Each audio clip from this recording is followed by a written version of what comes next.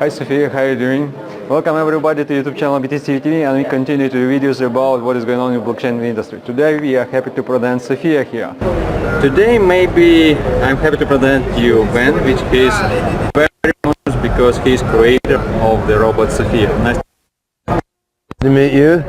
And what is your opinion about blockchain? Because you are mostly right now in AI, right? And but still, what is your opinion about blockchain industry? So AI is really the center of my work, and I think the center of humanity's future. Sofia, the robot originally created by David Hansen, she uses an AI engine that I helped build, and I'm working on it from that standpoint of giving her a smarter and smarter mind. And I think blockchain is a critical part of the infrastructure of the next generation of AI systems. So much as the TCP/IP protocol, yes, it's part of the plumbing of the internet. But if you're making a large-scale distributed AI system, it's really good you have TCP/IP in there. I mean, blockchain is like that. If you want to build a large-scale decentralized AI system with a bunch of different pieces all communicating together in a large-scale self-organizing way, blockchain is a critical part of the infrastructure there. Now, no one talks about TCP/IP anymore because it works, right? But 30 years ago it was really exciting. Now blockchain just barely works. It's a new technology, so it's exciting. 20 years from now, no one will talk about blockchain because it'll be scalable, it'll be efficient, it's secure, it's perfect, and the AI just runs on top of it and uses the blockchain to achieve, secure, decentralized control. And that's really the beauty of blockchain, because right now, if you look in the AI community, I mean, what do you have? You have a few big tech companies, a few big governments, and they're controlling AI. They're taking everyone's data, they're applying AI to it on their server farms, and they're using that, to spy on everyone and to program people to buy what they want, right?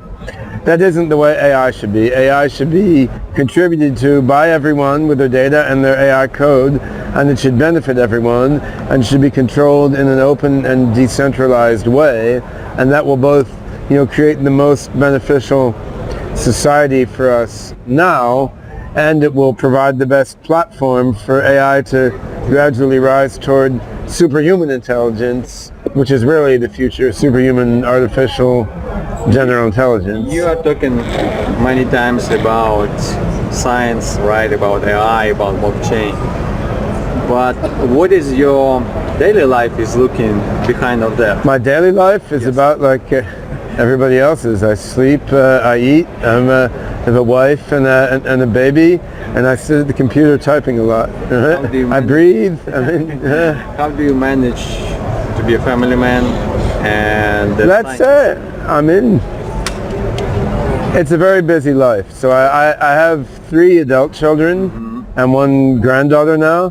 So kids in their 20s, and now I just had a new baby. He's 9 months old now. Wow, and it's different having a baby and being as insanely busy as I am right now. But my baby son is 9 months old. He's flown around the world like 6 times. Wow. So my wife and the baby have been with me to all sorts of different events and meetings, and by now the baby gets bored if he's at home for more than a week or 2. He's like, let's go to another conference. Come on. Yeah. Okay. So I think it all fits together, and it's amazing to live at a time when you can do something like that, right? So so I'm having a lot of fun, but definitely don't get as much sleep as I probably should be, given the demands of being CEO of SingularityNet, chief scientist of Hansen Robotics, and trying to be an active father to a 9-month-old baby. What gives you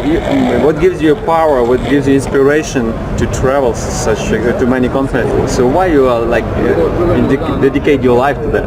Well, creating superhuman AI, which is beneficial both to the human race and to itself and the universe at large, that really inspires and animates me.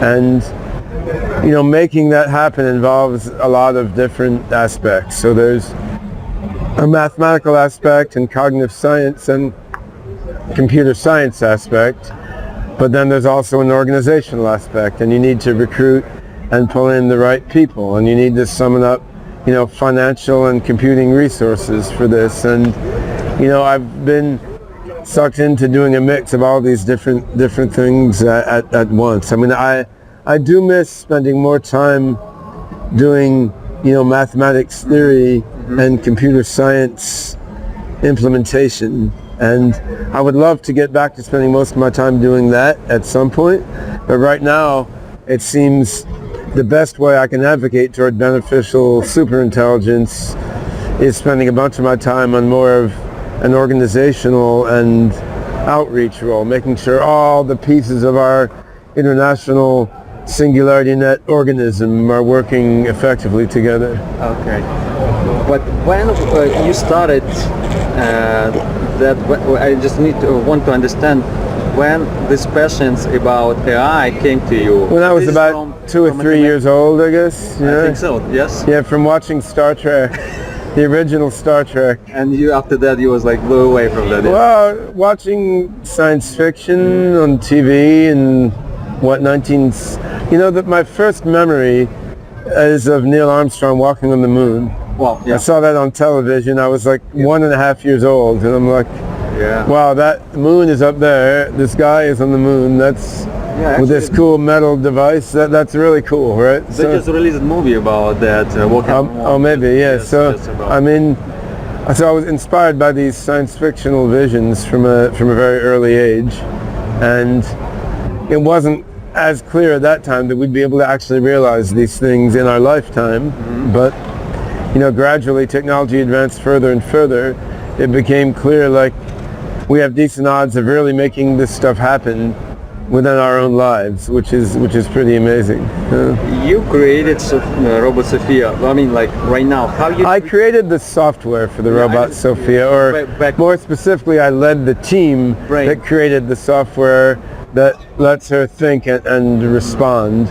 And David Hansen and a team of artists and software engineers created her face and her body and so forth. Yeah. But how do you treat her? You have like 3 kids. Do you treat her like your daughter, maybe? Well, certainly not. I mean, Sofia does not have the level of understanding of a human being, and also if you turn her off and on again, she doesn't mind, right?